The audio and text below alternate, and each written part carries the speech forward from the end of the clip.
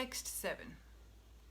Whenever and wherever there is a decline in religious practice, O descendant of Bharat, and a predominant rise in irreligion, at that time I descend myself. The word Srijami is significant herein. Srijami cannot be used in the sense of creation because, according to the previous verse, there is no creation of the Lord's form or body, since all of the forms are eternally existent. Therefore, Srijami means that the Lord manifests himself as he is.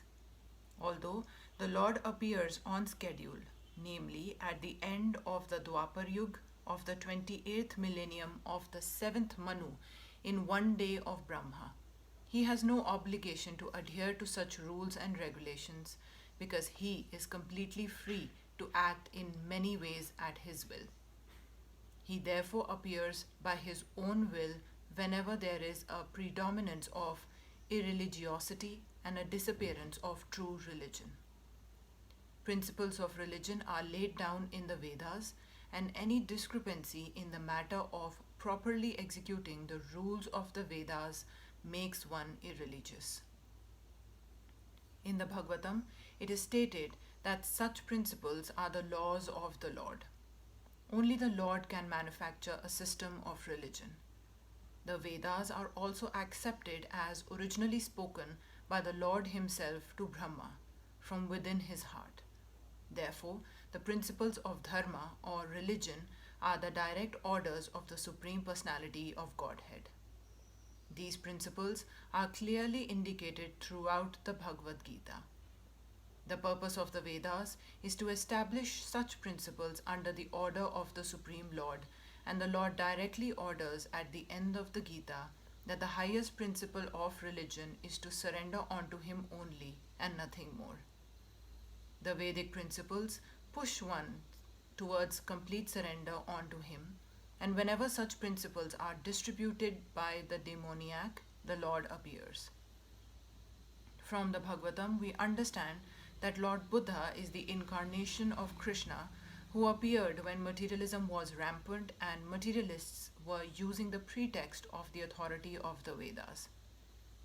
Although there are certain restrictive rules and regulations regarding animal sacrifice for particular purposes in the Vedas, people of demonic tendency still took to animal sacrifice without reference to the Vedic principles. Lord Buddha appeared to stop this nonsense and to establish the Vedic principles of non-violence. Therefore, each and every avatar or incarnation of the Lord has a particular mission, and they are all described in the revealed scriptures. No one should be accepted as an avatar unless he is referred to by scriptures. It is not a fact that the Lord appears only on Indian soil. He can manifest himself anywhere and everywhere, and whenever he desires to appear. In each and every incarnation, he speaks as much about religion as can be understood by the particular people under their particular circumstances. But the mission is the same: to lead people to God consciousness and obedience to the principles of religion.